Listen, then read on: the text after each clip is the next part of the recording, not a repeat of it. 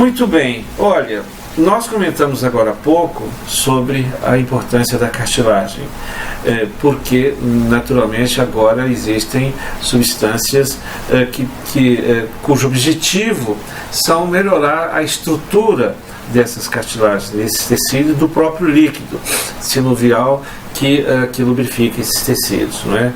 E existem também suplementos muito bem-vindos e muito recentes que restauram, que visam restaurar, e naturalmente isso é perfeitamente viável, segundo muitos estudos, restauram a estrutura da cartilagem de uma forma espetacular, e isso pode ser largamente utilizado não só para a articulação temporomandibular, mas para as articulações do corpo toda, né?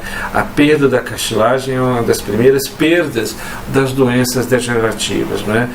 Então, nós hoje temos, digamos, está disponível no nosso mercado suplementos absolutamente interessantes, mas é importante conhecer a função da cartilagem, a estrutura da cartilagem, e logo temos, digamos, o conhecimento apropriado para organizar métodos terapêuticos que envolvam, não é, anti-inflamatórios, suplementos, atividades de estimulação de restauração de mitocôndria através de laser e, claro, também o que nós já classicamente fazemos, que é a capacidade de organização da biomecânica desses tecidos, né, de repousar esses tecidos utilizando oclusão dentária, prótese, ortodontia, placas interoclusais, assim por diante.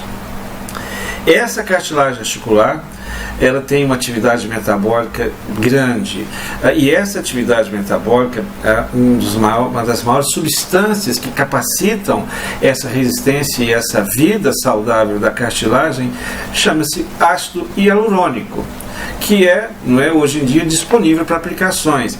O ácido hialurônico, então, ele nutre a cartilagem, mas com que estrutura, com que metabolismo? Através da sua combinação do ácido com os glicosaminoglicanos, que é uma palavra muito grande, né? Glicosaminoglicanos. E essas substâncias, os glicosaminoglicanos, são substâncias sintetizadas pelas células sinoviais, as mesmas células sinoviais da membrana sinovial que nós comentamos agora há pouco, que é a parte interna, a face interna da cápsula articular. Portanto, essa combinação do ácido com essa substância glicosaminoglicanos fazem a estrutura da cartilagem ser saudável. Mas qual é a questão, né? Então, portanto, o que são os glicosaminoglicanos, né? São componentes de todos os tecidos conjuntivos. Eles têm 30% do corpo humano tem essa composição. E essas substâncias, elas podem ser de diferentes tipos. Os mais importantes, os mais relevantes nesse processo das cartilagens são o sulfato de condroitina, e que nutre ossos, cartilagens e naturalmente as articulações, ossos e cartilagens. Então, a condroitina é o que mais, digamos, diferencia no tecido conjuntivo de uma cartilagem saudável ou não.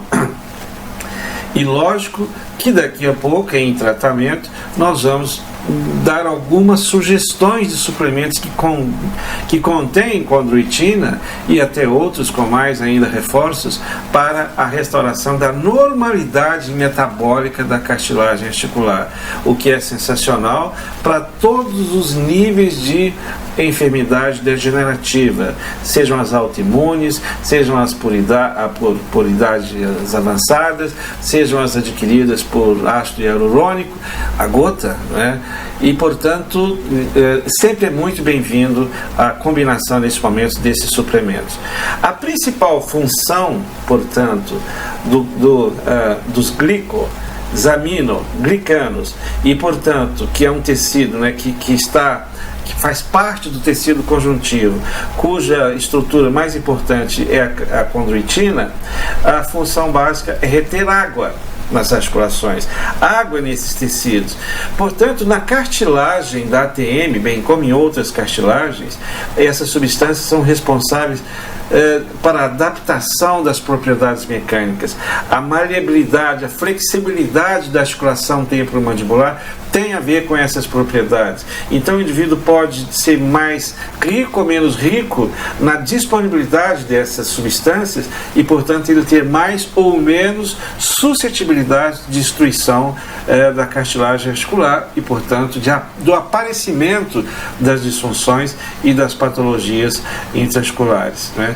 Então a propriedade básica da condroitina é absorver água e, portanto, oferecer suporte à compressão, suporte à elasticidade dos movimentos temporomandibulares, suporte à flexibilidade desses mesmos tecidos. Super bem-vindo, já que nesse momento existem essa disponibilidade de dar um reforço na aplicação de ácido hialurônico e assim por diante. Muito bem, a articulação temporomandibular é considerada a articulação mais complexa do corpo humano, é uma articulação considerada do ponto de vista da mecânica o mais completo conjunto de movimentos. São 6 tipos de movimentos, portanto caracteriza 6 graus de liberdade articular e por isso a complexidade de avaliar e de reproduzir isso em articuladores e, portanto, na oclusão dentária, mas esse entendimento acaba sendo fundamental. Ele está dentro do campo da biomecânica e é importante que a gente conheça basicamente todos esses movimentos para nos permitir avaliações clínicas apropriadas e planejamentos e tratamentos, não é? O comportamento biomecânico de qualquer estrutura que move, ele parte de um osso que é fixo no esqueleto e de um osso que é móvel. E, portanto, ele tem alguns graus de possibilidade de movimentos. Essas ações, elas são intersegmentares, ou seja, elas existem, não é o osso que separa do outro osso, existem músculos, existem ligamentos, existem fáscias, tendões e assim por diante. Então, envolve segmentos corporais, quantidade do movimento, limites do movimento, a qualidade do movimento, envolve força, envolve definição de cargas que vão ser utilizadas nessas articulações, envolve pressão, envolve direção. É, portanto, claramente observado como a interpretação e o estudo da articulação temporomandibular tem a sua grande importância. Muito bem, para o entendimento dessas articulações, nós vamos progressivamente nas nossas palestras, nas nossas aulas, discutir melhor as questões das mediações neurosensoriais. Esse entendimento ele está cada vez melhor e logo vai nos favorecer muito nas nossas práticas clínicas, no entendimento e no planejamento terapêutico desses processos. O indivíduo, quando ele tem um movimento, há uma série de questões neurosensoriais e de controle motor e de ativação de terminações cerebrais absolutamente complexas e espetaculares. A articulação da mandíbula com a cavidade articular, ela é uma dessas que envolve terminações nervosas livres, envolve corpúsculos, envolve mediação neurosensorial e é claro que esse aspecto vai enriquecer e vai também deixar mais complexo ainda esse nosso entendimento, porque não é apenas um movimento articular, é quem comanda esse movimento, são exatamente as ativações neurológicas desse movimento, é o espaciamento dos tecidos neurológicos que estão envolvidos nesse processo.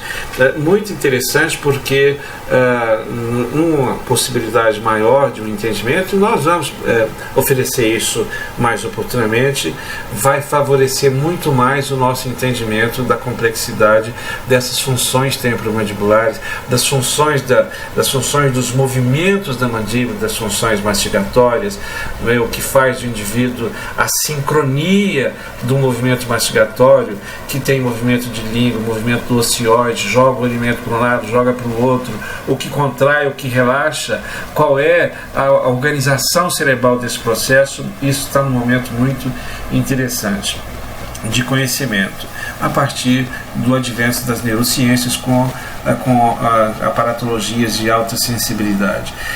E está claro que falar de articulação temporomandibular, também temos que falar das relações músculo-esqueléticas, do sistema muscular, que na verdade é o que caracterizam os únicos tecidos ativos do corpo humano. A vida é músculo, a vida é dinâmica. Sem músculo não há movimento da mandíbula, sem músculo não há postura estática. Não é possível dividir, do ponto de vista clínico, uma variação da articulação temporomandibular isolada do sistema muscular.